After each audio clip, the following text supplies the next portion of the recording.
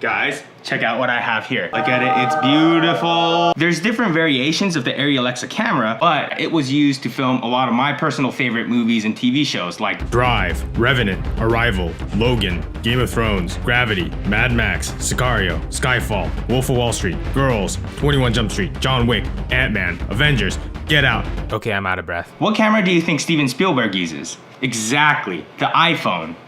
Guys, I'm kidding, it's the Alexa. How much does this package cost? Dude, like, really? You guys, who's trusting me with this? You guys know what happens when you trust me with expensive stuff. The right number of zeros. And what's funny is that this is a very minimal setup for this camera. I kind of have it set up so it's good for solo operation. Like if you had the proper crew, you could really just keep adding stuff onto this and making this into a giant, super expensive camera. So now while we have this camera, we're gonna compare it to a camera that you might have in your pocket, the iPhone 7 Plus. Totally a fair comparison. So here we mounted the iPhone on top of the Alexa and went out to the beach to film a sequence. The iPhone performs best when it's all the way zoomed out in a bright environment. So we're gonna leave the iPhone as is and attach a 24mm onto the Alexa to match the frame. To start off, let's watch this short sequence filmed on the iPhone.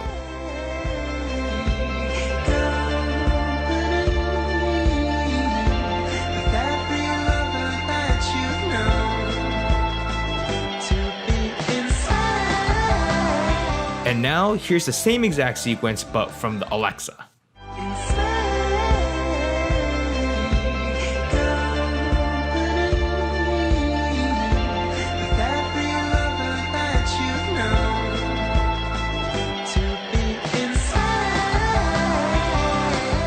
This is where it gets a little bit subjective. To me, it is a night and day difference. The iPhone looks like a home video and the Alexa looks like something I would see on TV. But some of you may not see a huge difference. I get asked all the time, why do you rent professional gear when all cameras now are shooting 4K? First of all, I'm just gonna say 4K is totally overrated. It is important, but I would rather have great HD over decent 4K any day. I've met the camera operator for Supergirl, and I can tell you that even they don't shoot in 4K, only HD. I'm not gonna go too much into detail, but here's a few things that are just as important as resolution. Now let's do a couple of other shoots. We're at the location for the film shoot. I'm trying to find which house. It's like, Got my name. This house is legit. Oh my God. So now we're at the nicest home recording studio I've ever seen. It was decently well lit in there, but obviously not as bright as the sun, and this is where I think the difference really starts to show. The lighting's no longer in the iPhone's favor, and we're on a slightly tighter lens. Now for some low light stuff.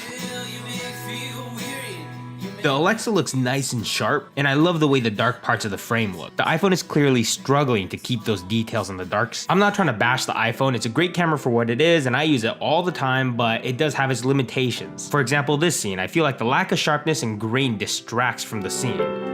With the Alexa, the warmth and the smooth contrast really complements the music.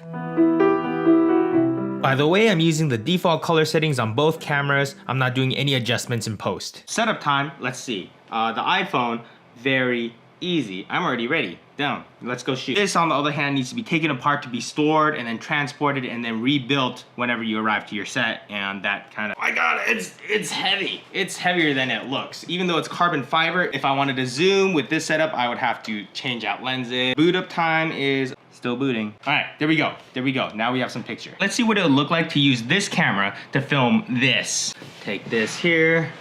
Camera's uncomfortably close to my face. One of the coolest parts about having this camera is that it actually doesn't Look like this all the time. It actually shoots like this. Now it's super flat, and what's great about a super flat image is that you could do so much with it. If this were a dramatic scene, we would probably get up close like this, desaturate it, and make it look super dramatic. Winter is coming. Planet has run out of water, and now we are in the desert.